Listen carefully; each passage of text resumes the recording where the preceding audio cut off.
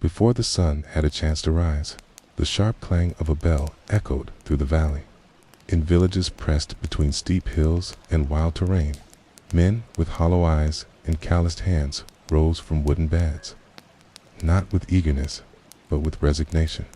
Their wives stirred silently, pouring boiling black coffee and folding worn scarves to shield their husbands' faces from the relentless gold dust.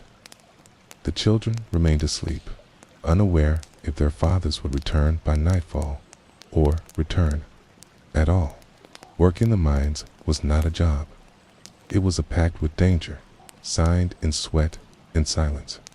Arriving at the wooden sheds near the mine's entrance, the workers received their gear: chipped pickaxes, rusty shovels, dim oil lanterns, and cracked helmets that had seen too many seasons. There were no modern machines or safety protocols. Their armor was belief and routine. Many crossed themselves before entering, whispering prayers to saints and to the earth, hoping to be spared. The descent was long and dark, through creaking ladders or unstable carts, down into a world where daylight never reached, and the smell of sulfur and rust filled every breath. Inside, the tunnels were narrow and oppressive. The air was thick, almost chewable, blending moisture, coal, smoke, and mineral dust into a suffocating fog. Newcomers often fainted from heat or fear, while veterans pushed forward with stoic resolve, muscles tight and lungs scarred. Each strike of the pickaxe against rock was a roll of the dice. Some days it opened a golden vein. Other days it shook loose the ceiling above. Explosives were used without precision. Dynamite detonated by instinct, not calculation, and a single mistake could bury dozens alive. Despite the constant threat, there was camaraderie. The men shared gulps of muddy water, took turns watching out for falling stone, and exchanged glances that said what words couldn't. Yet, beneath this rough loyalty, there was tension. A nugget hidden in the rubble could spark jealousy or rage. Some fights ended in blood. Others ended in quiet silence and sudden disappearances. Gold had the power to test a man's soul as much as it tested his body, often revealing truths buried deeper than ore. Workdays stretched endlessly, often lasting over 12 hours. Down in the depths, time lost meaning. There were no clocks, only the body's fatigue as a marker of passing hours. When they resurfaced, the men were nearly unrecognizable, faces blackened, hands trembling, backs hunched. The showers were cold, brief, and rare. Most collapsed into sleep without eating, their dreams haunted by echoing blasts and crumbling earth. The deeper they dug, the more their lungs filled with stone dust, and their strength dwindled with every passing week. Above ground, the women waited. Many had already buried husbands, brothers, or sons. Their tears had dried into a permanent sheen in their eyes. Some children never knew their fathers outside the dirt-caked overalls hanging by the door. As boys reached 12 or 13, they too were led into the mines, not as visitors, but as workers. Childhood ended with the handing over of a shovel, and their future became one of darkness and weight. The cycle repeated itself, one generation breaking its back after the other. The rainy season brought added peril. Water seeped into the cracks and softened the ground. Cave-ins were sudden and final. One moment a man would be there, the next he was gone, buried in silence. Warning bells would scream through the shafts, but they were too slow, too late. Recovery efforts were often abandoned. Funerals were held for the living and the lost alike, with hymns echoing through villages that had learned to grieve as second nature. Each tragedy carved deeper lines into faces already aged by struggle. Still, some held on to something close, to wonder. Old miners spoke of strange sounds before major discoveries, whispers from the rocks, glowing dust that shimmered like stars in the dark. Superstition mixed with survival. Not everyone sought riches. For many, even a few gold flecks meant food, a better roof, or a few school books for their children. The earth beneath them was cruel, but it was also their last hope. But hope, was scarce. Most died the same way they lived, hands stained, bones tired, eyes dim. The gold they chased offered no promises. It merely waited. In those forgotten tunnels of the last century, working in the mines wasn't just hard labor. It was a life sentence buried under rock and reverence. Each breath taken underground felt like borrowing time from death. The deeper they dug, the heavier the air became. It was not just the lack of oxygen that haunted them, but the presence of something else, something almost alive in the dust. Men spoke of hearing whispers, of walls that seemed to breathe, of a coldness that crept into the bones and never left. The lungs of these workers bore the brunt of every shift. Silicosis was not a word they used, but they knew it by its symptoms. The cough that wouldn't stop, the pain that tightened the chest. The night they awoke, gasping. The gold dust, so fine it floated like mist, settled on everything. Faces, food, clothing, dreams. It was both wealth and poison. Every breath laced with it shortened a life while fueling a fantasy. Families back home didn't understand the toll. To them, a worker in the mines was someone lucky, someone with a chance to change their fortune. They didn't see the blood coughed onto pillowcases or the struggle to stand in the morning. They didn't see how men aged 30 looked like 60. Doctors rarely visited the camps. When they did, they offered only advice: breathe shallow. Rest when you can, wear a cloth around your face. But no cloth could keep out the dust that crept like fog through every crack. Miners developed rituals, chewing eucalyptus leaves, rinsing with salt water, whispering to statues of saints. Nothing worked. And yet, they kept going, because to leave the mine was to return to hunger. Inside, there was danger. Outside, there was nothing. Even sleep was poisoned. Men lay down with black residue in their nostrils, their dreams filled with walls collapsing, of tunnels shrinking around them. Wives listened to their husbands cough through the night, their chests rattling like loose stones. Children would sometimes imitate the sounds, unaware they were mocking death.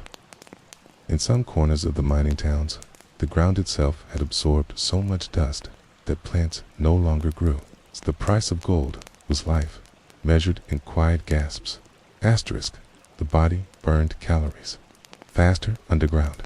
The constant motion, the heat, the strain, all consumed a man. Yet, the food provided was often barely enough to sustain a child. Breakfast was usually stale bread or cassava, sometimes sweetened with molasses if a miner was lucky. Tea, lunch was brought down in metal tins, cold beans, rice stuck together, a slice of dried meat if the gods were kind. Water, warm and metallic, was shared among many. Cleanliness was a luxury no one could afford. They ate in corners of the mine, seated on rocks that glistened with moisture and silence. Talking required breath, and breath was precious. Sometimes a miner would chew slowly, staring at the wall, imagining a feast that would never come. Food became memory more than sustenance. Grandmother's soup, roasted chicken from a wedding, the scent of garlic on a festival day. In the mine, everything was stripped of flavor and joy. Rations were distributed by supervisors who rarely smiled. A missing piece of bread could spark a fistfight. Men learned to guard their meals like treasure. Some, too proud to beg, simply went hungry.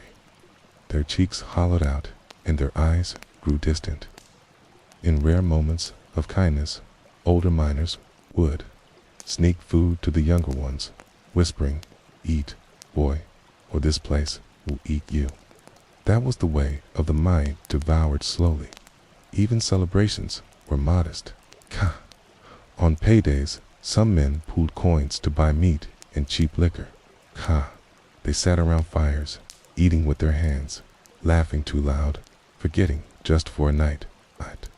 The morning came fast, and the minds waited. The hangover, mixed with exhaustion and regrets, echoed louder than the pickaxes. The hunger never truly left, simply shifted from the stomach to the soul. The children of the mining towns were born into dust. Their first cries were heard over the clatter of wagons and hammers. They learned early to step carefully, to stay away from shafts, to recognize the difference between laughter and screams. School was a distant dream for many. Work began young, carrying water, sorting stones, running errands. By 12, some were already in the tunnels. Their games mimicked the world around them. They dug holes in the dirt, built miniature carts from wood scraps, mimicked the coughs of their fathers. The mine was a presence in their lives long before they entered it. Stories of bravery and death were told like fairy tales. Heroes didn't wear capes. They wore boots and came home late, tired and covered in dust. Some resisted. A few teachers came to the towns, opening makeshift classrooms in abandoned sheds. They taught reading by candlelight, numbers scratched on walls with chalk. For a moment, a different future seemed possible. But hunger often pulled children back to labor. Books didn't fill bellies. Gold dust did if only a little. The mind shaped their bodies and minds. Their eyes grew serious too fast. Their backs bent early. They dreamed not of riches, but of escape. Of a life where the sun was not something glimpsed at shift's end, yet most never left. The mind had a way of keeping its children close. The time they were men, they no longer remembered what freedom felt like. They only remembered the dust. Asterisk, every miner carried ghosts with him into the mine, some literal, some imagined. The corridors, dark and endless, seemed to echo with voices from years before. Men spoke softly of accidents, of friends who vanished behind walls of falling stone, of names that were scratched into wooden beams as if to anchor their memory to the earth. There were places no one liked to work, corners where silence was too deep, where lanterns flickered without reason. These spaces were treated with respect or avoided altogether. Time in those tunnels felt circular. What had happened once could easily happen again. The older miners often warned the young, don't whistle in the tunnel. Don't call anyone by name if you can't see their face. Don't joke about the dead. Superstition was a form of protection. The mind was alive in a way, and it remembered. A misplaced word, a careless gesture could be enough to invite disaster. Whether it was real or not, didn't matter. Belief itself shaped the rhythm of their days. They followed invisible rules etched into tradition, born from fear and from respect. The deeper the mind, the older the silence, and the more sacred the unspoken code became. Some left offerings, bits of bread, coins, carvings of saints tucked into cracks in the stone. Others painted crosses on beams or carried relics sewn into their shirts. One man wore the wedding ring of his brother who'd died in a collapse, swearing it kept him safe. Another refused to speak underground at all. These rituals gave them a sense of control over something uncontrollable. And sometimes, when a shaft was eerily quiet or the air shifted for no reason, they'd stop working entirely and listen. The mind didn't always whisper, but when it did, it was never good.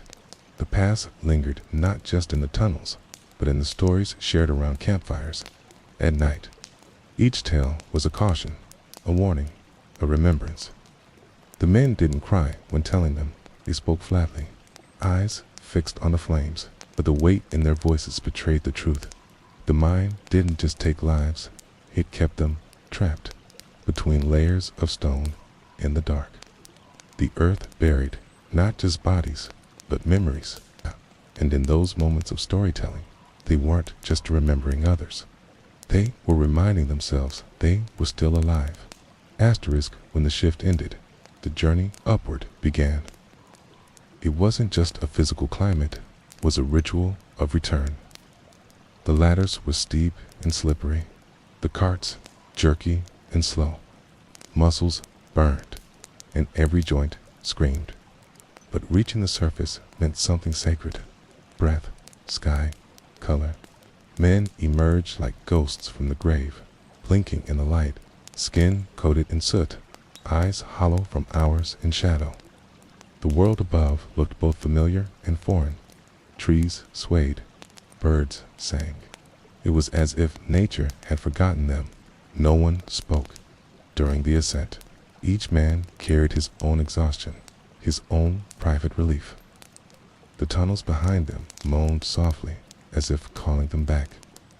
Outside, the air smelled of dust and wood smoke, but compared to the suffocating heat below, it was paradise. Some would kneel, not to pray, but because their legs simply gave out. Others stared at the horizon, as if remembering there was still a world beyond rock and darkness. For a brief second, the sky felt infinite again till the next shift loomed ahead. Back in the barracks, the routine continued. Boots were scraped, clothes hung up to dry, tools laid out carefully for the next day. Water was splashed onto faces, not enough for a bath, just enough to remember what cleanliness felt like. The men rarely looked at each other. There was nothing to say that hadn't already been said by the rhythm of picks and hammers. Their silence was a language of fatigue, and even rest felt temporary, as if they were only borrowing time until the next descent. In those hours between shifts, time passed strangely. Some wrote letters home, their fingers trembling. Others stared at ceilings, listening to the sound of wind in the trees. For a few moments, they became husbands again, fathers, sons, before the mind swallowed them whole once more. The climb out was temporary. The mind always waited, and every ascent reminded them that though they had returned, not every man would. Asterisk, though they didn't swing pickaxes or set charges. Women were the spine of the mining towns, They bore the weight of grief and hunger, raised children in shacks, made of tin and earth, and stitched hope into the edges of every wound. At dawn, they kissed their husbands goodbye, knowing the next kiss might never come. And when the sun set, they watched the horizon like sentinels, praying for silhouettes to emerge from the dust. Their strength was quiet, invisible, but vital to the survival of all. Their hands were always moving, kneading dough, scrubbing shirts blackened by soot, bandaging cuts, stirring pots. They taught their children silence during funerals, strength during hunger, and how to live in the shadow of fear. Many had lost brothers, fathers, sons, yet carried on as if pain were just another chore to be done before bed. Their resilience was silent, but unbreakable. In a world built on collapse, they stood tall without ever raising their voice. Some women worked as cooks or cleaners near the mine entrances, earning pennies, gathering news. Others sold food or washed clothes, their earnings hoarded for emergencies. There were no luxuries, only survival. Even their joys were small. A song hummed while sweeping, a laugh shared over burnt bread, a flower growing by the latrine. In the poorest houses, they still managed to make things beautiful. They were artists of endurance, crafting dignity out of scarcity. Their grief was private. When death came and it often did, they wept behind closed doors, then emerged with dry eyes to feed the living. They didn't have time to collapse. Children needed tending, debts needed paying. The mine may have been built by men, but the town survived because of women. They were the quiet architects of endurance, building lives from ash and hope. And though no monument bore their names, they were the true guardians of the flame. Asterisk, the children of the mining towns were born into dust. Their first cries were heard over the clatter of wagons and hammers. They learned early to step carefully, to stay away from shafts, to recognize the difference between laughter and screams. School was a distant dream for many. Work began, young carrying water, sorting stones, running errands. By 12, some were already in the tunnels. Their hands, still small, gripped tools bigger than their futures. Their games mimicked the world around them. They dug holes in the dirt, built miniature carts from wood scraps, mimicked the coughs of their fathers. The mine was a presence in their lives long before they entered it. Stories of bravery and death were told like fairy tales. Heroes didn't wear capes. They wore boots and came home late, tired and covered in dust. Childhood in these places was never innocent. It was carved from necessity. Some resisted. A few teachers came to the towns, opening makeshift classrooms in abandoned sheds. They taught reading by candlelight, numbers scratched on walls with chalk. For a moment, a different future seemed possible, but hunger often pulled children back to labor. Books didn't fill bellies. Cold dust did, if only a little. And so lessons were abandoned for pickaxes. Dreams traded for survival. The mind shaped their bodies and minds. Their eyes grew serious too fast. Their backs bent early. They dreamed not of riches, but of escape. Of a life where the sun was not something glimpsed at shift's end. Yet most never left. The mind had a way of keeping its children close. By the time they were men, they no longer remembered what freedom felt like. They only remembered the dust. And in that dust, their stories were buried waiting for someone to dig them up. The end of each week brought anticipation, payday. It was the one day miners lined up not to dig, but to collect. Yet the joy was fleeting. Wages were meager and deductions were many. Costs for equipment, food, lamp oil, and housing mysteriously vanished from their pay before a coin even touched their hands. The math never made sense, and complaints fell on deaf ears. Still, those few coins symbolized proof that they had survived another week underground. The line to the paymaster's table stretched long. Eyes tracked every pouch handed over. Some gripped the money with reverence, whispering plans of what? They could buy a bag of rice, a doctor visit, a candle for the altar. Others laughed bitterly, knowing it would vanish in hours. A few stuffed the coins into boots or beneath their hats, hiding them from desperate hands or from themselves. Payday was survival disguised as reward. After collecting, many men would disappear into the town's back alleys. Cheap liquor flowed, and makeshift gambling tables were set up in dark corners. Music drifted from old radios or tin pans used as drums. For one night, sorrow took a back seat to illusion. But by morning, their heads ached and their pockets were empty. The mine would welcome them back the same way it always didn't, different, unforgiving and hungry. Some sent money home with messengers, neighbors, merchants, or clergy heading toward nearby towns.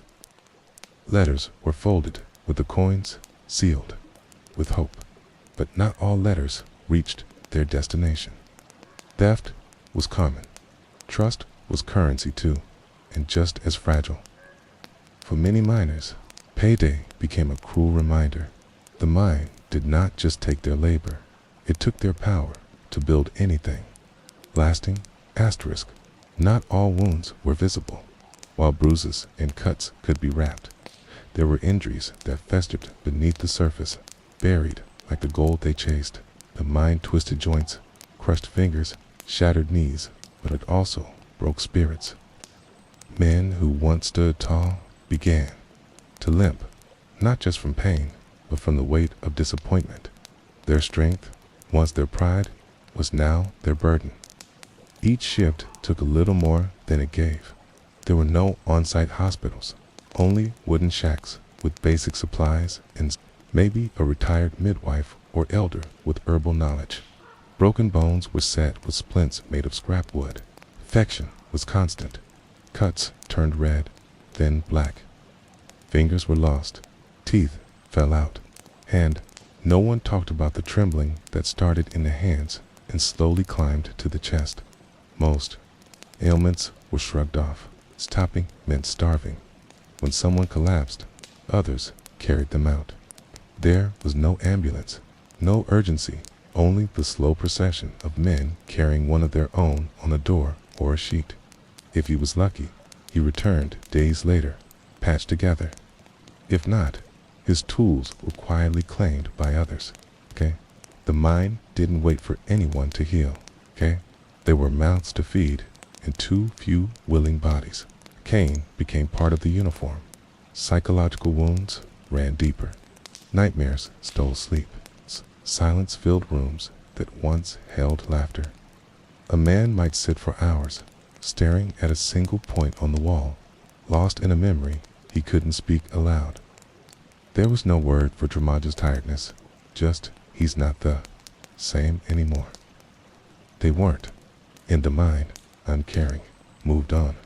Asterisks, while Kavins were the most feared, fire was the most unpredictable. The mixture of flammable gases and dried timber created a deadly recipe. One sparked, just one could turn a tunnel into a furnace. Flames moved faster than feet.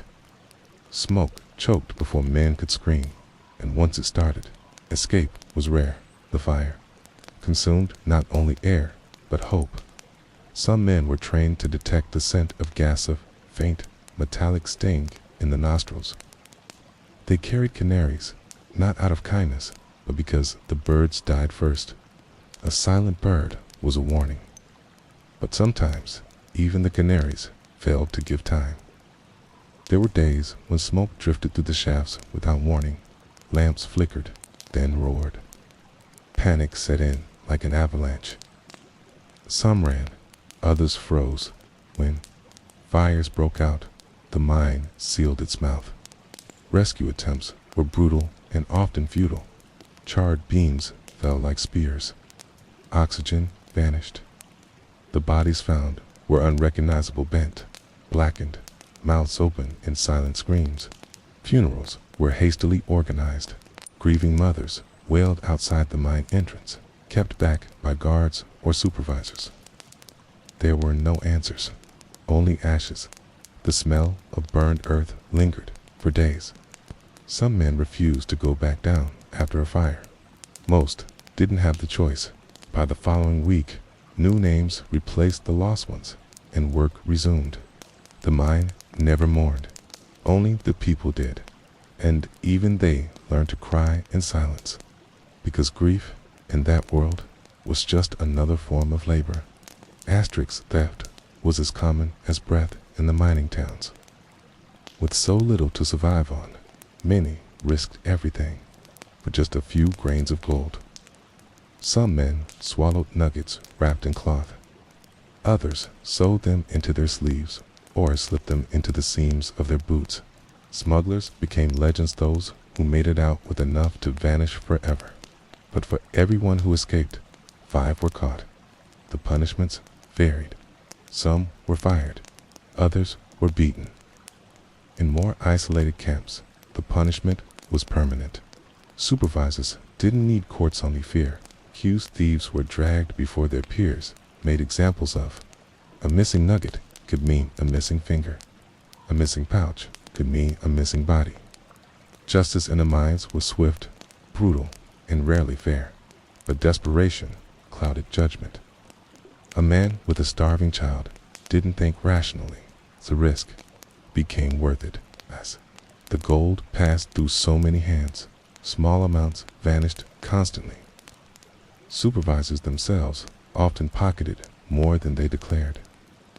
Everyone stole from each other, from the company, from the earth.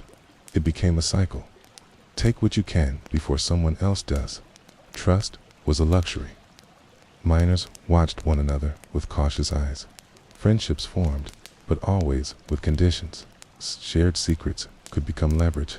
Paranoia dug deeper than any shovel, and in the darkness of the tunnels, even whispers could be deadly.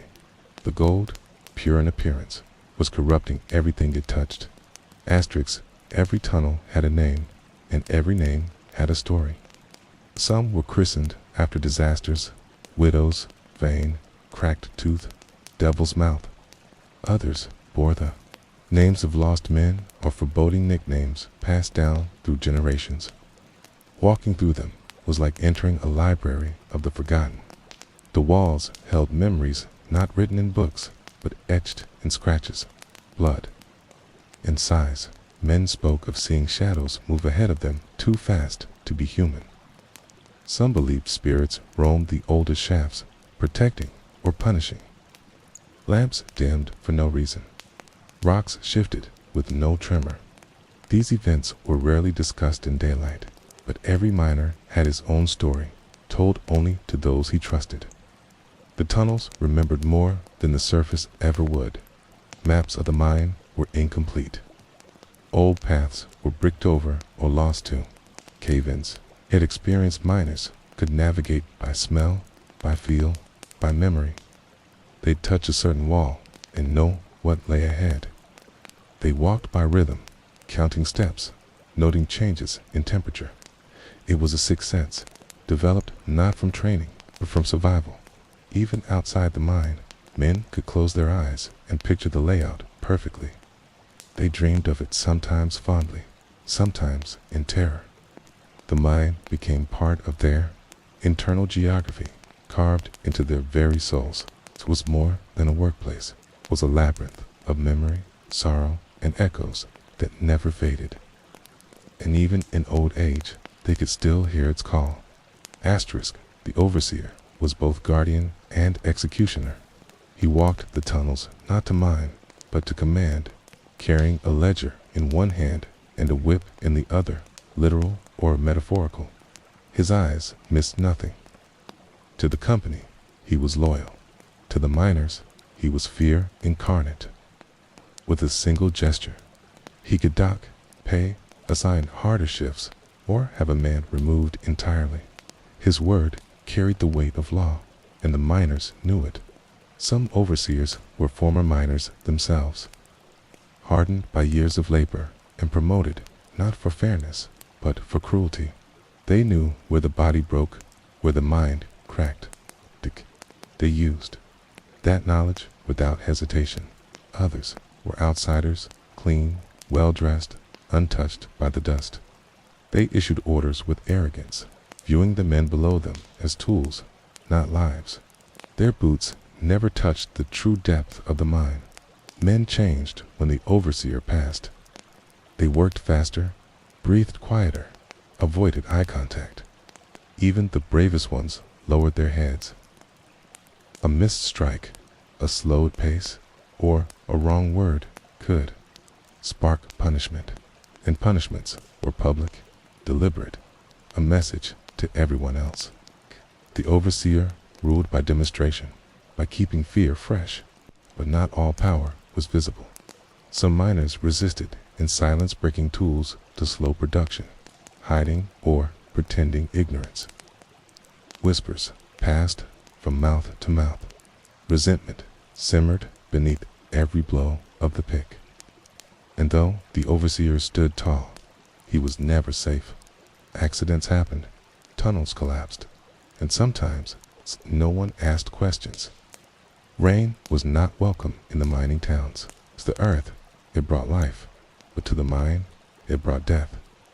Water seeped through every crack, softening walls, swelling the soil, filling air pockets with tension. What had once been firm turned to mud. Support beams groaned. The very skeleton of the mine weakened, bone by bone. And no man, not even the overseer, could predict where the collapse would begin. The first signs were subtle, a drip that never stopped, a puddle where there was once dust. Then came the shifting of stones, the moan of wet wood, the strange coldness in the air. Men worked faster, hoping to finish the day before the ceiling came down. Some refused to go in altogether, staying back despite the risk of losing pay. Others crossed themselves more times than usual, its eyes darting upward at every creak. When the rains were heavy, entire shafts flooded. men were trapped, drowned in the dark. Rescue was nearly impossible. Pumps failed, paths vanished under rising water. Bodies were found days later, if found at all. Coffins were unnecessary. The mine buried its own. Families wept in the rain, unable to retrieve even a token of the ones they had lost. After the storm passed, silence reigned. Cleanup was slow, reluctant. Tunnels were abandoned or renamed, their histories washed away with the mud, but memory remained. The sound of rain tapping on metal roofs never felt the same again. Even years later, old miners would sit upright at night when thunder rolled. Their breath caught in the past. Asterisk light was everything underground. A single candle could mean survival, no, doom. The darkness in the mine was not like night. It was absolute, thick, almost alive, without light. Men became blind, disoriented, panicked. They carried lanterns with shaking hands, praying the flames held steady. When a wick went out, it was not just an inconvenience, it was terror. Oil was expensive, and candles were rationed. Men learned to conserve, to share, to stretch every flicker.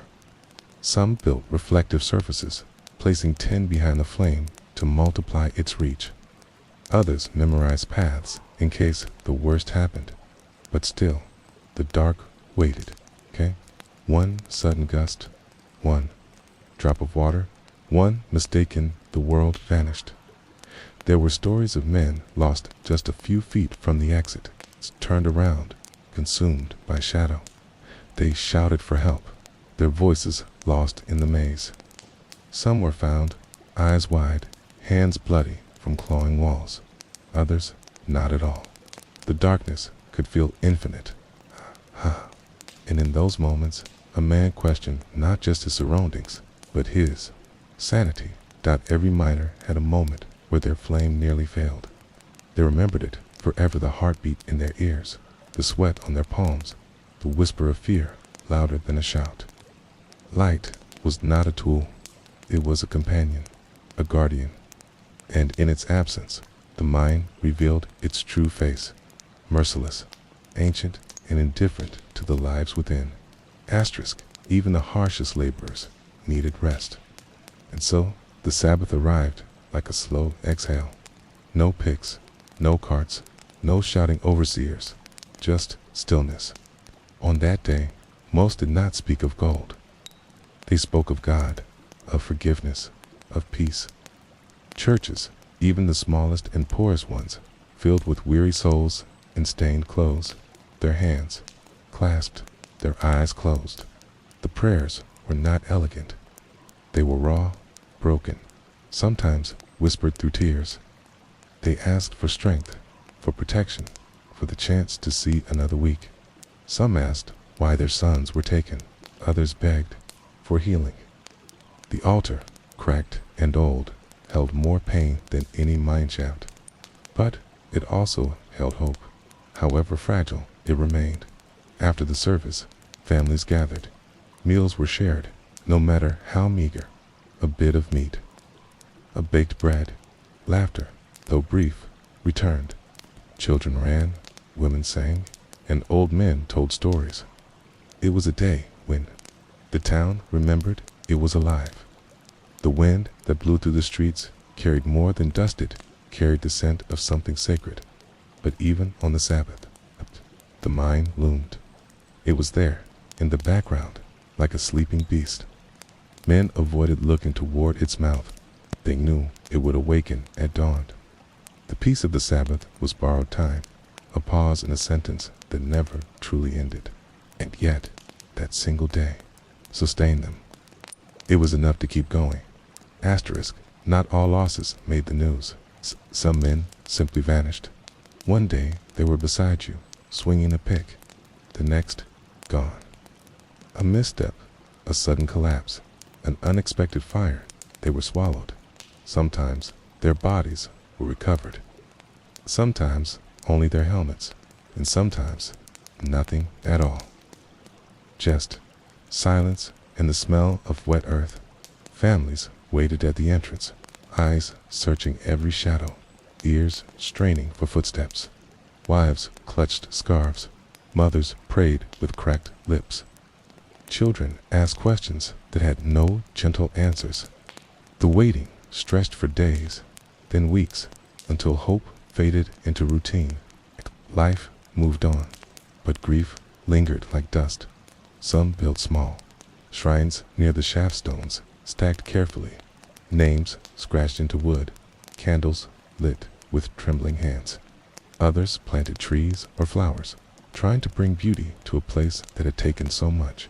The mind didn't remember them, but their loved ones did. Every birthday, every anniversary was a wound reopened. There were men whose faces were never captured in photographs, whose names never made records. But in the hearts of those who knew them, they remained vivid, laughing, arguing, working. Key, in a world that moved too quickly to mourn, memory was the only rebellion. Key, and in remembering, they lived again, even if only for a moment, in the flicker of a candle. Asterisk music was rare in the mind, but when it happened, it changed everything. Some men hummed to keep rhythm, their voices low and steady, like a heartbeat in the dark. Others sang old folk songs their grandfathers taught them, voices echoing down the shafts like ghostly choirs. The songs weren't always beautiful, but they were honest about love, about hunger, about sorrow and survival. Singing was a risk. It used precious breath. It drew attention, but it was also a lifeline. In the worst tunnels, a voice meant someone was still alive. Sometimes one man would start and others would join. The sound filled the void, pushing back the silence that so often suffocated them. It reminded them they were human, not just hands digging into rock. Outside the mine, music came easier. On Sundays, families played broken guitars, tapped spoons on pans, or danced barefoot in the dirt. Even laughter had a rhythm. Songs told stories of escape, of mythical miners who struck it rich and disappeared into the world. Children listened, wide-eyed, not knowing how many of those tales were lies. How many were wishes whispered into melodies. Some miners carved lyrics into tunnel walls with their picks, like poetry etched into the bones of the earth. Verses about lost brothers, about the cruel overseer, about the girl waiting by the lantern light. These were not just songs, they were prayers, memories, promises. They gave shape to pain. And in the dark, even a single note could feel like a torch. Asterisk. Every miner carried more than tools. They carried Charmsteiny tokens, believed to protect them from harm. A folded prayer in the shoe, a lock of a child's hair in a pouch, a coin blessed by a priest. These items, often worn and forgotten by others, were sacred underground. They held meaning no words could explain. In a world ruled by chance, superstition offered structure. Some talismans were passed down, blackened by time.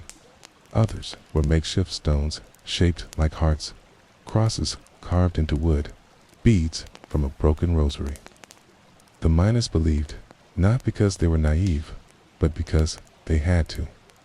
When the walls trembled, when the air grew thin, when the flame flickered, they reached for these small pieces of hope. Tools, too, became personal. A pick wasn't just metalette, it was a companion. Men sharpened them with care, named them, spoke to them like old friends. Tilting a tool was like losing part of oneself. Even broken tools were kept, tied with string, hung near bunks like trophies. They were symbols of endurance, of work survived. When a miner died, his talismans were often buried with him or given to his family. The tools were handed down. A son would hold his father's hammer, feeling the weight of both steel and legacy. These objects told stories far louder than voices ever could. In a place where everything seemed temporary, they were what remained. Asterisk, there were moments in the mind when the very walls seemed to inhale. The pressure changed. The air thickened. It was a warning, understood only by those who had spent years in the dark. A breath before collapse. A heartbeat before disaster. The rock held tension, and men learned to read it not with instruments, but with instinct. Some said the mine groaned when it was angry. Others claimed it cried out for the lives it had taken. The truth was more terrifying. It simply moved. Earth shifted. Stations cracked. No amount of wood or prayer could stop it. When the walls breathed, you ran if you could. Veteran miners taught the young to feel with their feet. Don't just listen, they'd say. Listen with your bones. Rations told stories. A sudden silence often meant a coming roar.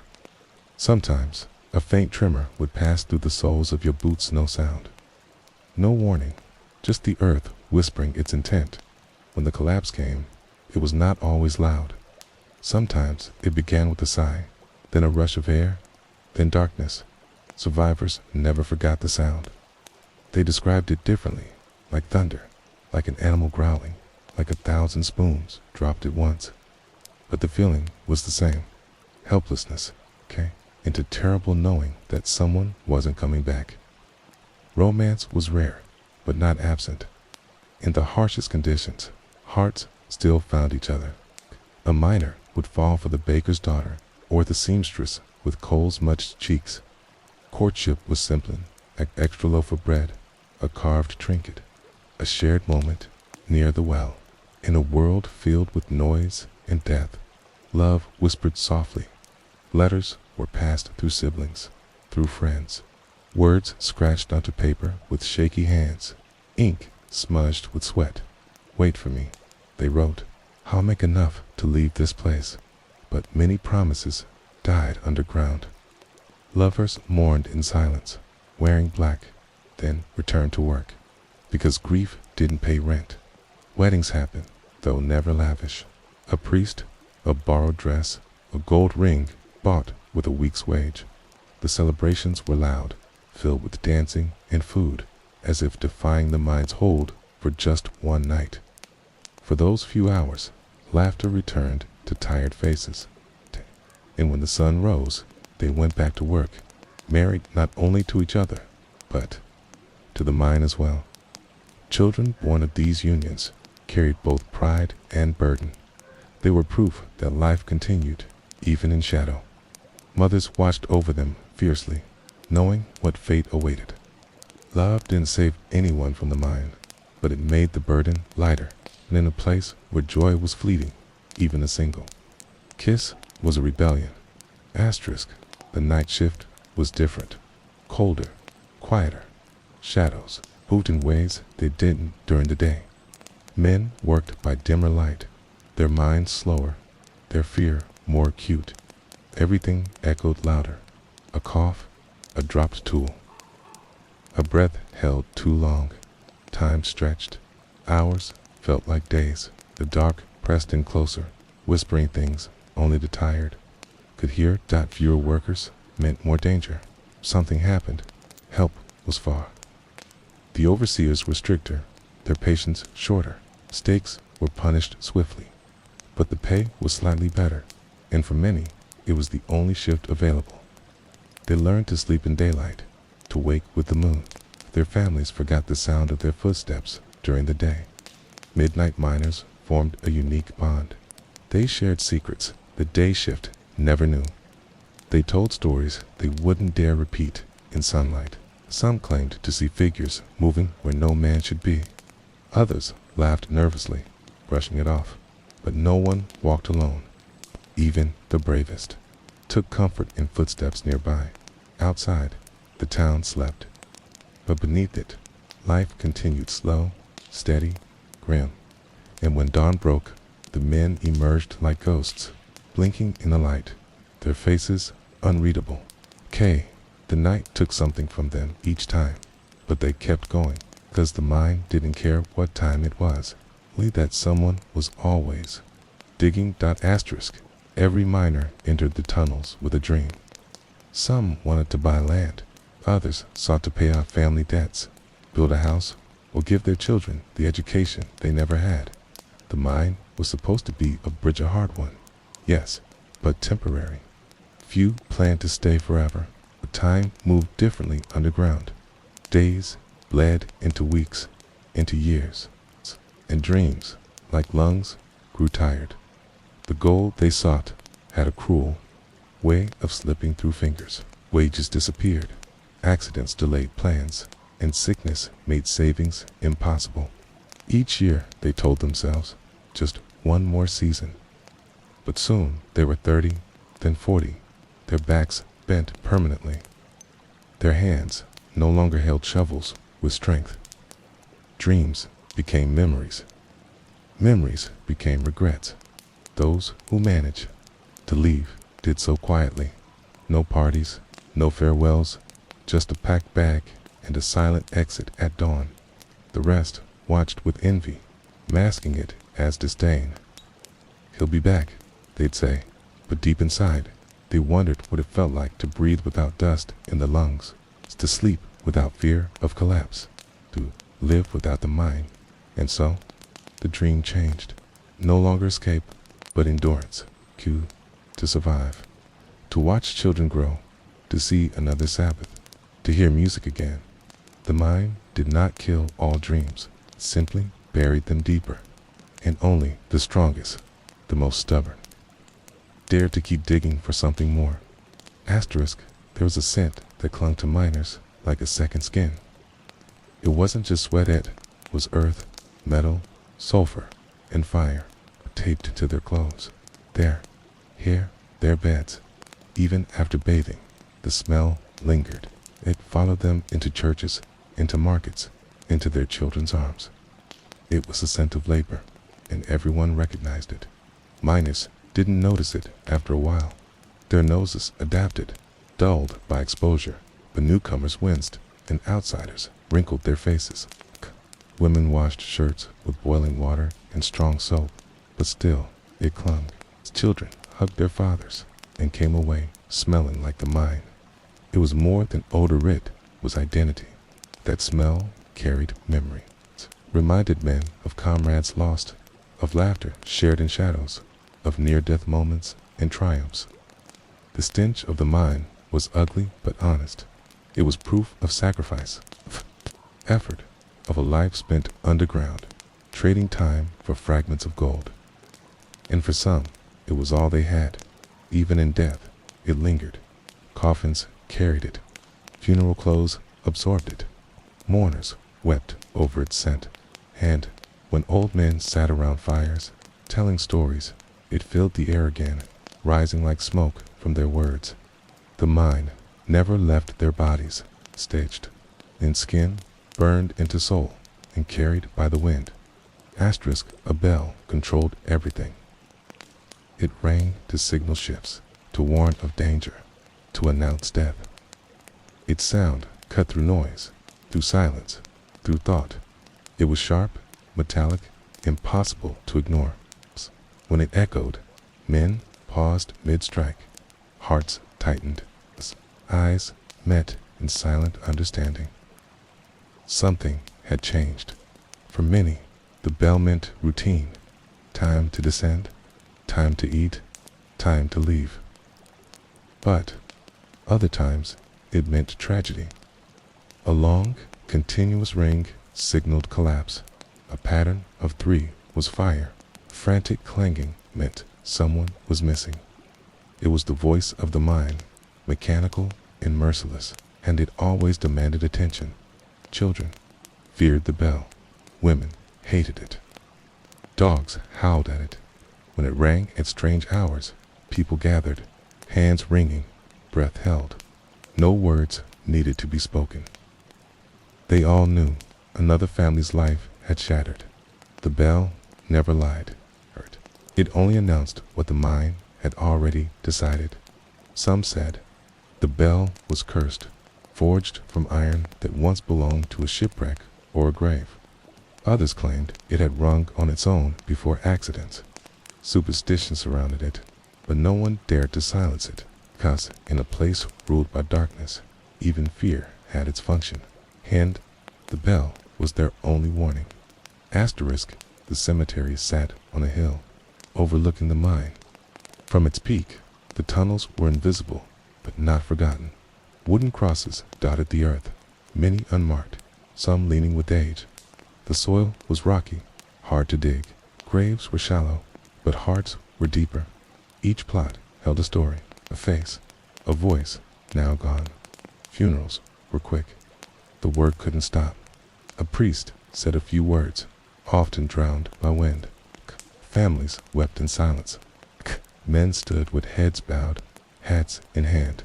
There were no fine clothes, no flowers, just dirt, sweat, and grief. Children asked questions they shouldn't have to. Mothers held photos that grew heavier with each loss. Some brought stones instead of flower symbols of endurance. Others sang hymns through cracked voices. At night, candles flickered between graves, glowing like stars fallen to earth. And still, the mine loomed in the background, silent, waiting. It sent more than gold to the surface. It sent bodies.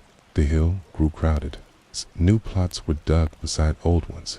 Names repeated, sons, buried near fathers, brothers, near brothers. It was a village of the lost, and every miner who walked past it knew someday the hill would call his name. And when it did, the town would ring the bell and life would continue. Asterisk, not every man dreamed of leaving. Some accepted the mine as home. They knew its paths better than the streets above. They felt safer underground than in markets or crowds. The rhythm of digging, the scent of dust, the glow of lanterns, it became a comfort, a known danger. They could manage. They mentored others, shared tricks, told stories. They laughed when others panicked, moved calmly through cave-ins, stood firm during tremors. They were the anchors of the tunnels, the ones whose presence made others feel safer. Even when their bodies failed, they found ways to help, sharpening tools, guiding younger men, or just listening. Their families adjusted. They no longer asked when they'd quit. They cooked favorite meals, helped them bathe sore limbs, held them through night sweats. They built lives around permanence, not change. These men didn't see the mine as a curse. They saw it as a responsibility, a tradition, a partner. Some stayed because of pride, others because they didn't know anything else. For all of them, in their own way, carried a quiet dignity. They weren't heroes in stories. They were the ones who endured, who showed up, who kept the mine alive. And when they finally rested, the mine felt their absence in its silence. Every miner entered the tunnels with a dream. Some wanted to buy land. Others sought to pay off family debts, build a house, or give their children the education they never had. The mine was supposed to be a bridge, a hard one. Yes, but temporary. Few planned to stay forever. Or time moved differently underground. Stays led into weeks, into years. And dreams, like lungs, grew tired. The gold they sought had a cruel way of slipping through fingers. Wages disappeared. Accidents delayed plans. And sickness made savings impossible. Each year they told themselves, just one more season. But soon they were 30, then 40. Packs bent permanently. Their hands no longer held shovels with strength. Dreams became memories. Memories became regrets. Those who managed to leave did so quietly. No parties, no farewells, just a packed bag and a silent exit at dawn. The rest watched with envy, masking it as disdain. He'll be back, they'd say. But deep inside, they wondered what it felt like to breathe without dust in the lungs, to sleep without fear of collapse, to live without the mine. And so, the dream changed. No longer escape, but endurance. To survive, to watch children grow, to see another Sabbath, to hear music again. The mine did not kill all dreams, simply buried them deeper. And only the strongest, the most stubborn, dared to keep digging for something more.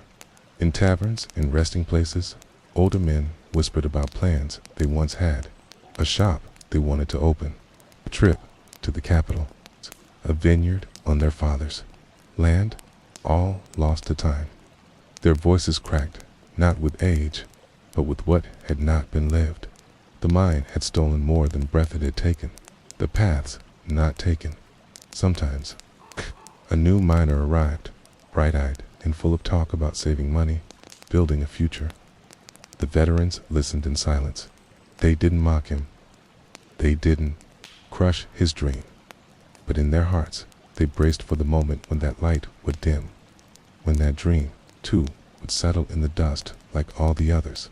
Even so, dreams did not vanish entirely. In the laughter of children, in the scent of fresh bread, in the notes of a Sunday hymn, there were echoes of what could have been. The mind couldn't reach everything. It tried, but somewhere deep in some hearts, the fire remained lit, small, flickering, but alive. And when those men died, sometimes they were buried with notes in their pockets, letters they never sent, maps they never followed, names they never spoke aloud, proof that even in the darkest places, dreams lived on, stubborn as roots pushing through stone. And sometimes the dream was simply this, not to be forgotten. Asterisk, there was a scent that clung to miners like a second skin. Okay, it wasn't just sweat, it was earth, metal, sulfur, and fire. Okay, it seeped into their clothes, their hair, their beds, but even after bathing, the smell lingered. It followed them into churches, into markets, into their children's arms. It was the scent of labor, and everyone recognized it. Miners didn't notice it after a while. Their noses adapted, dulled by exposure. But newcomers winced, and outsiders wrinkled their faces. Women washed shirts with boiling water and strong soap, but still it clung. Okay. Children hugged their fathers and came away smelling like the mine. It was more than odor, it was identity. That smell carried memory. It reminded men of comrades lost, of laughter shared in shadows, of near-death moments and triumphs. The stench of the mine was ugly but honest. It was proof of sacrifice, of effort, of a life spent underground, trading time for fragments of gold. And for some, it was all they had. Even in death, it lingered. Coffins carried it. Funeral clothes absorbed it. Mourners wept over its scent. Okay. And when old men sat around fires, telling stories, it filled the air again, rising like smoke. From their words, the mine never left their bodies, staged in skin, burned into soul, and carried by the wind. Some men tried to mask it. They wore cologne, chewed mint leaves, soaked in vinegar. But the mine had soaked too deeply. It lived beneath the skin. A miner could bathe 3 times and still feel the dust in his pores. It became a reminder of where he came from, where he would return.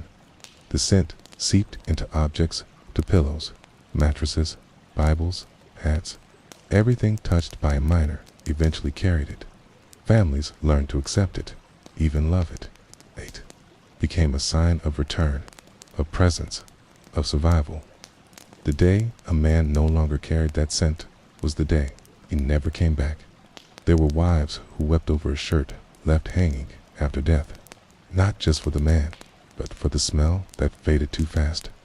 They would hold it close, bury their faces in it, inhaling the last traces of the life they had built. It was grief in scent, mourning in breath, memory in musk. The mine had no color, no voice, no mercy, but it had a smell. And in that invisible trail left behind, it whispered everything it had taken, everything it had touched, and everyone who had passed through its depths. Asterisk, a bell controlled everything. It rang to signal shifts, to warn of danger, to announce death. Its sound cut through noise, through silence, through thought. It was sharp, metallic, impossible to ignore. When it echoed, men paused mid-strike. Hearts tightened. Eyes met in silent understanding. Something had changed. For many, The bell meant routine, time to descend, time to eat, time to leave. But other times it meant tragedy. A long, continuous ring signaled collapse. A pattern of 3 was fire. A frantic clanging meant someone was missing. It was the voice of the mind, mechanical and merciless, and it always demanded attention. Children feared the bell. Women hated it. Dogs howled at it. When it rang at strange hours, people gathered, hands wringing, breath held. No words needed to be spoken. They all knew another family's life had shattered. The bell never lied. It only announced what the mind had already decided. Some said the bell was cursed, forged from iron that once belonged to a shipwreck or a grave. Others claimed it had rung on its own before accidents. Superstition surrounded it, but no one dared to silence it. Because in a place ruled by darkness, even fear had its function. And the bell was their only warning. Miners would often recount the exact moments they heard the bell before their worst days. It was not just a sound, it was a prophecy. When it stopped ringing, hearts beat louder. The silence afterward was worse than the toll. It was filled with what-ifs and memories already being mourned. The bell tower was old and rusted, barely standing, yet it remained untouched. Fixing it was seen as bad luck. It had become a relic, sacred and feared. Even outsiders walked around it, not through its shadow. In a world without clocks, the bell ruled time and terror alike. Every shift began and ended under its judgment. Some miners looked up before entering the tunnels, nodding to the tower like greeting a god. Others refused to even glance, walking past quickly as if its eyes could follow. The bell didn't just announce events, it kept them all in line, and when the mine finally closed, the bell rang one last time, a single, long echo. The townspeople gathered and listened as the sound faded into the hills. No one spoke, no one moved. They simply remembered all the times it had rung and all it had meant. Asterisk, the cemetery sat on a hill overlooking the mine. From its peak, the tunnels were invisible, but not forgotten. Wooden crosses dotted the earth, many unmarked, some leaning with age. The soil was rocky, hard to dig. Graves were shallow, but hearts were deeper. Each plot held a story, a face, a voice now gone. Funerals were quick. The work couldn't stop, for priests said a few words, often drowned by wind. Its families wept in silence. Men stood with heads bowed, hats in hand. There were no fine clothes, no flowers, just dirt, sweat, and grief. Children asked questions they shouldn't have to. Mothers held photos that grew heavier with each loss. Some brought stones instead of flower, symbols of endurance. Others sang hymns through cracked voices. At night, candles flickered between graves, glowing like stars fallen to earth. And still, the mine loomed in the background, silent, waiting, sent more than gold to the surface, sent bodies. The hill grew crowded. New plots were dug beside old ones. Names repeated, sons buried near fathers, brothers near brothers. It was a village of the lost, and every miner who walked past it knew someday the hill would call his name. And when it did, the town would ring the bell, and life would continue.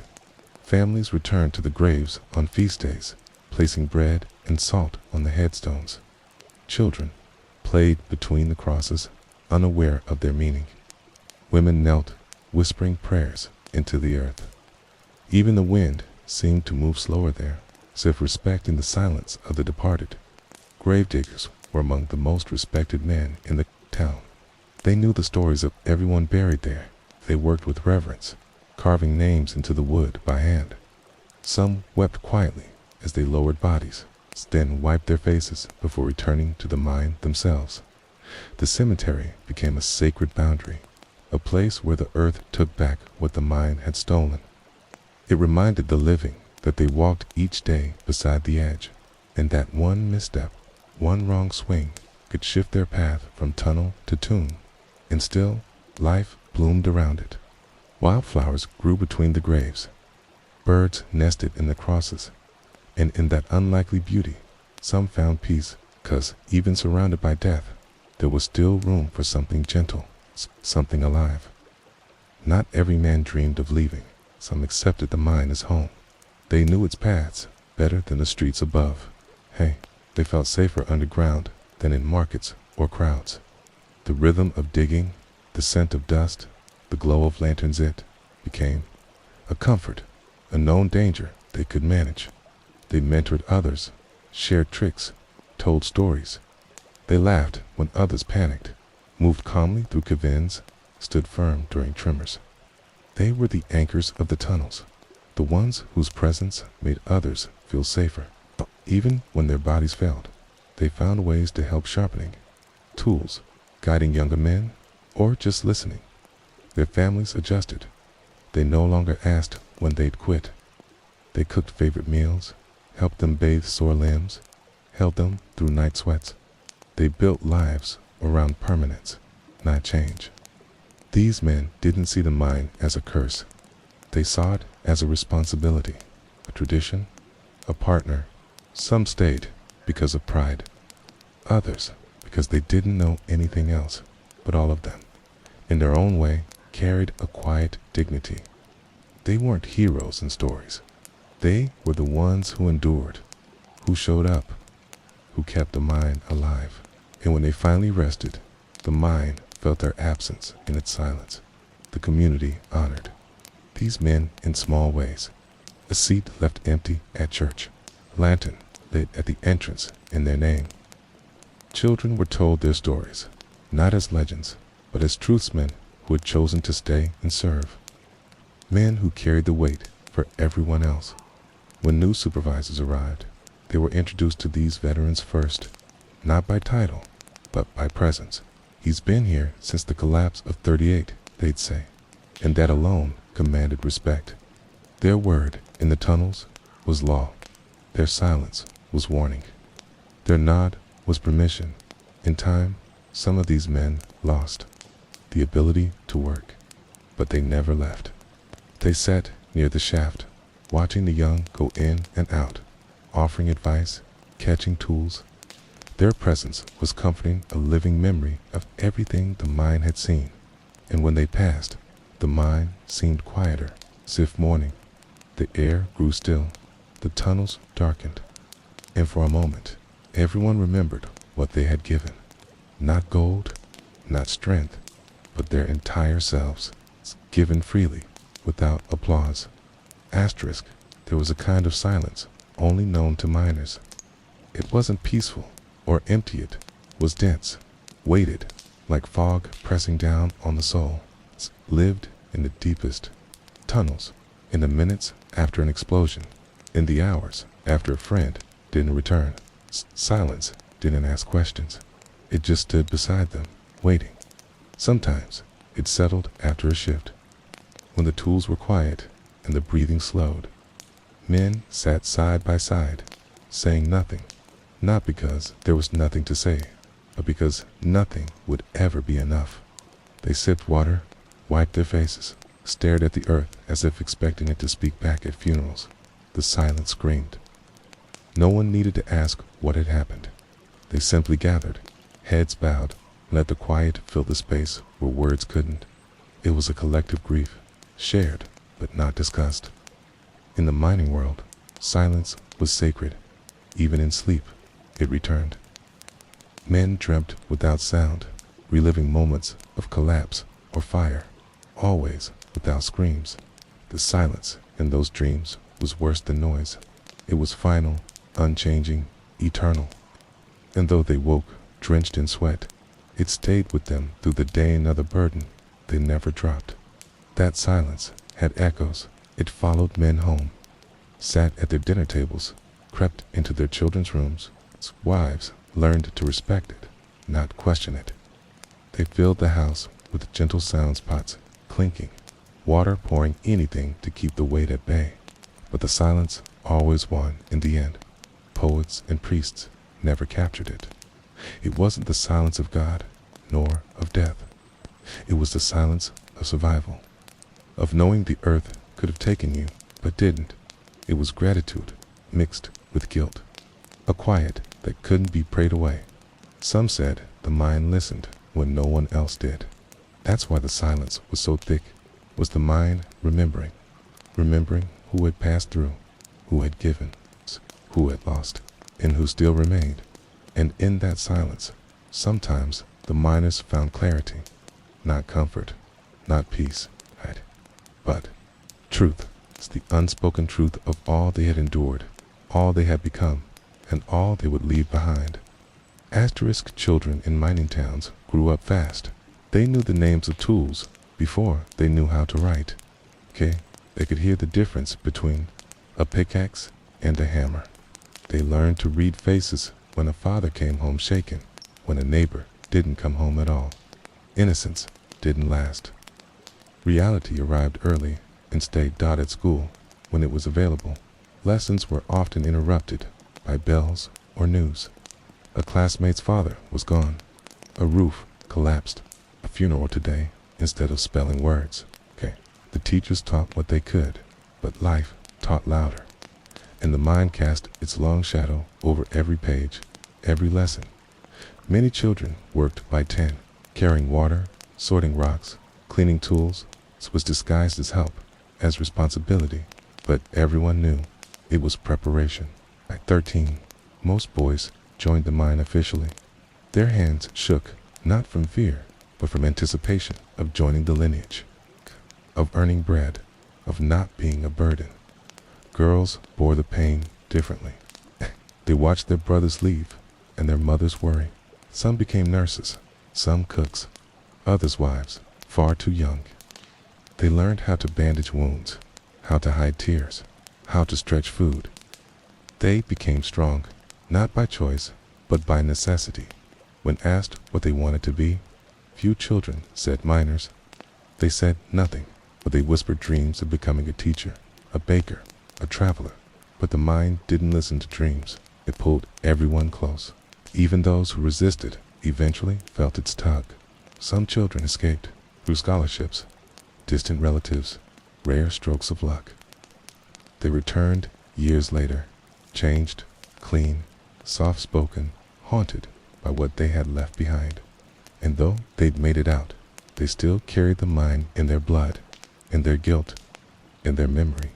Others stayed and taught the next generation how to survive, where to place your feet, when to swing, what not to say.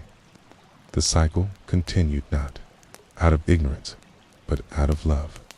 A brutal love that chose survival over fantasy. And when the town aged, it was those children, now grown, who kept the stories alive, in songs, in prayers, in silence. Became the new memory keepers of the mine. There was a man, old and nearly blind, who claimed he could hear the rocks speak, not in words, but in shifts, in cracks, in murmurs through his boots. The others called him mad at first, till he saved lives. More than once, he shouted moments before a collapse, and each time, the mine proved him right. He walked slowly, running his hands across the walls like greeting old friends. He said certain stones had memory, that the mind remembered kindness and cruelty. He spoke to it like a priest to a chapel soft, reverent, never afraid. To him, it wasn't just earth, it was alive. Young miners followed him, watching, listening. He taught them not just technique, but respect. Don't curse the mine, he'd say, it curses back. He spoke of times when men disrespected the rock and were never seen again. Whether it was true didn't matter. The lesson was clear. Honor the work. Honor the earth. When he died, he was buried at the mouth of the mine, facing the entrance. Some swore the tunnel was quieter after that the collapses slowed, that the walls breathed easier. His grave became a shrine. Miners left coins, tools, even letters asking for protection. He had no family, but he left a legacy. not in gold, not in buildings, but in wisdom.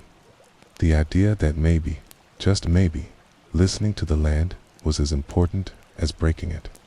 And his name was remembered not as a legend, but as a guardian. Stories of him spread to other towns. New generations spoke his warnings like proverbs. The rock sighs, don't turn your back. If the wall weeps, leave. In places ruled by instinct and darkness, his teachings became scripture. No statue was built for him, but the mine itself, many believed, carried his soul. And sometimes, in the deepest silence, men claimed they heard footsteps, a cough, a whisper, as if the one who spoke to rocks had never truly left, and perhaps he hadn't. It started with a spark, a flick of steel against stone, a careless hand, a gust of wind.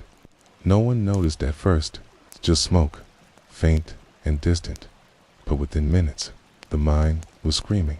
Flames raced through the shafts, feeding on timber and air. The fire was alive, and it wanted everything men ran. Some didn't make it. The smoke moved faster than breath. Others helped, dragging comrades, carrying limp bodies. The shouts were deafening. Tools clattered, alarms rang, wood cracked. The mine became a furnace, and the exit was too far. Outside, the town gathered. Mothers screamed. Children clung to fathers who had escaped.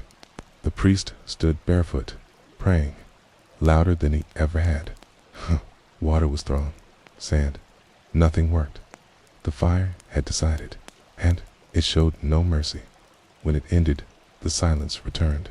But this time, it wasn't heavy. It was hollow.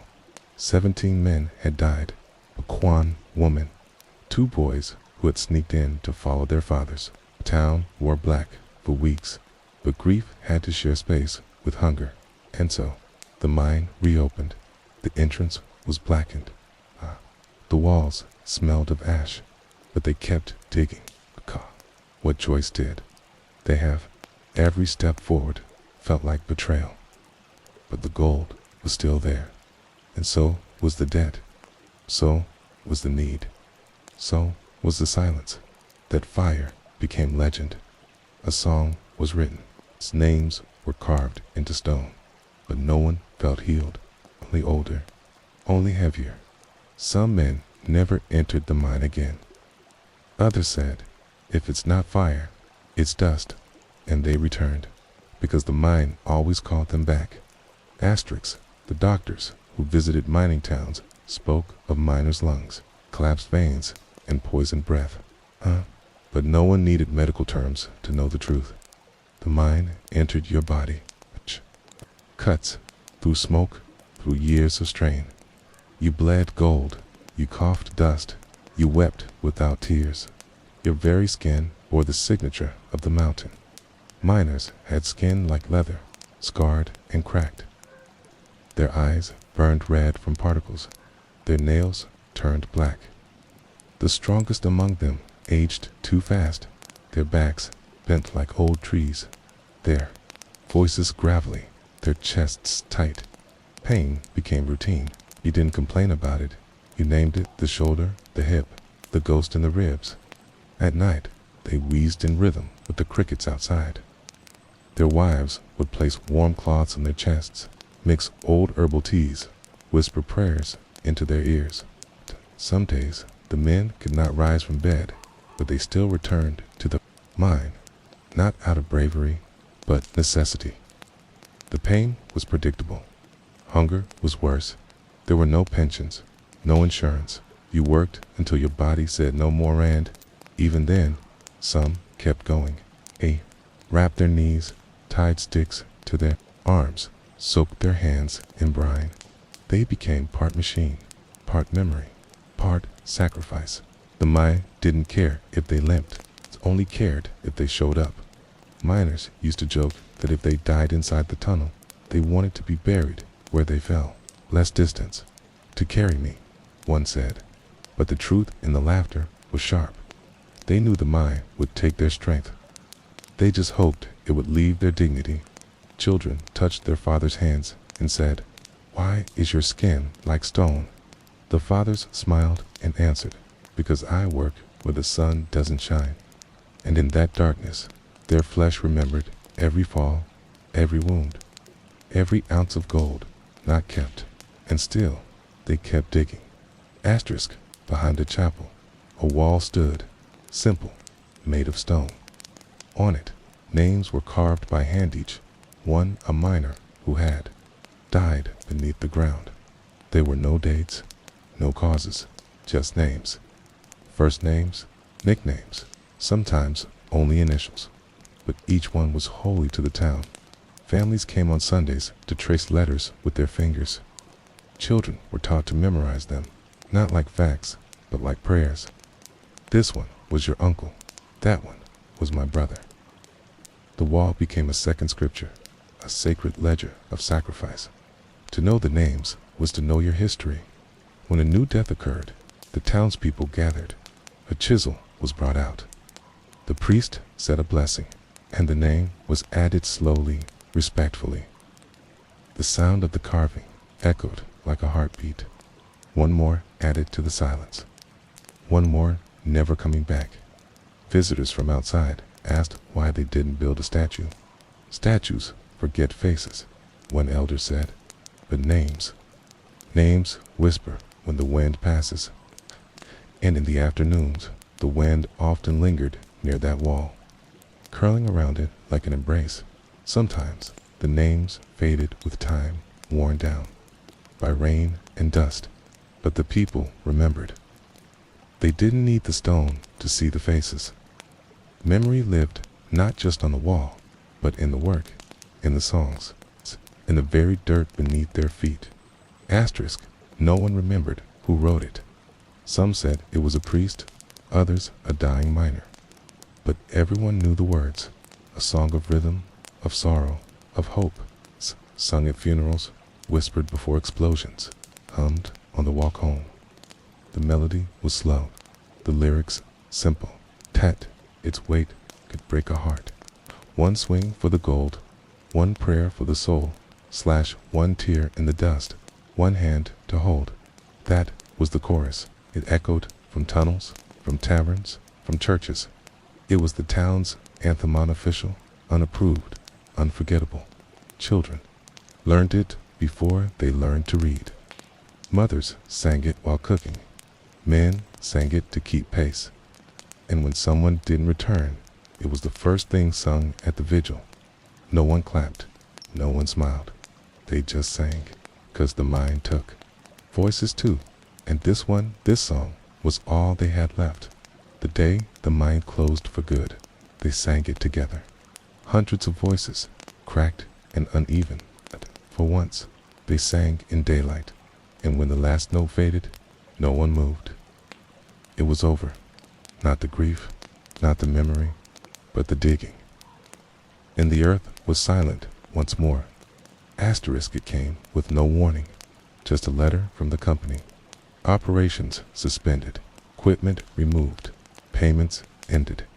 The mine that had taken so many lives, so many dreams, so much air and water was done. Just like that, it's left hollow, like a beast that had eaten its fill and vanished. The town didn't cheer. There were no fireworks, only confusion.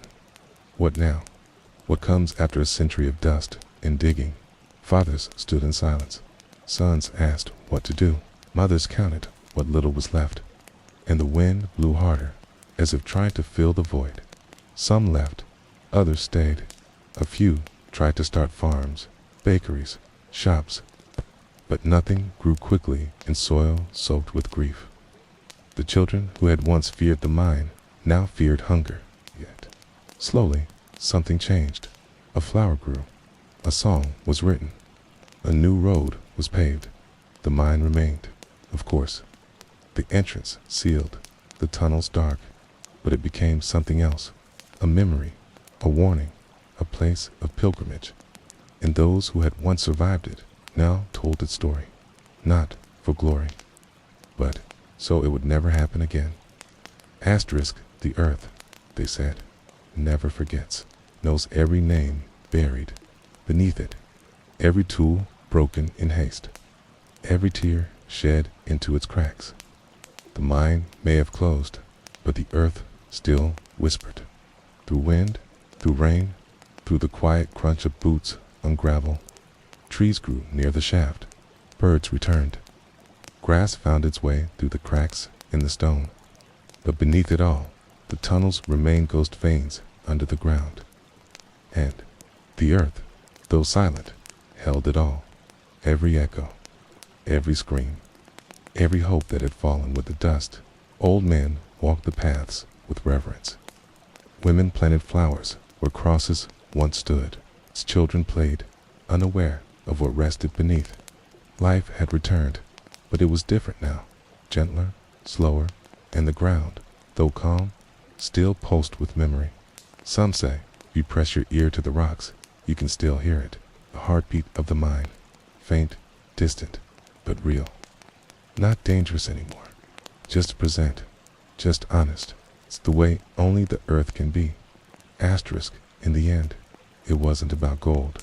It never really was. It was about people, about hands that built and broke and bled, about love that endured, about stories whispered across generations. The mind was never just a place. It was a mirror of humanity's hunger, its endurance, its pain, and its beauty. The dust settled, finally, not in defeat, but in peace. The tunnels were quiet. The bells no longer rang. The scent of sulfur faded. In its place came bread baking, children laughing, water running clear. The mine had ended, but the people, at last, had begun again. Those who survived taught others to cherish silence, to plant, to read, to heal. They built a small museum with helmets, lanterns, letters, songs, not to glorify, but to remember, to remind every visitor. There is nothing more valuable than a life, and beneath the dust, under all the sorrow, one truth remained. They endured, against all odds, against fire, collapse, and silence. They endured, and in doing so, they carved something greater than gold. They carved history. They carved soul.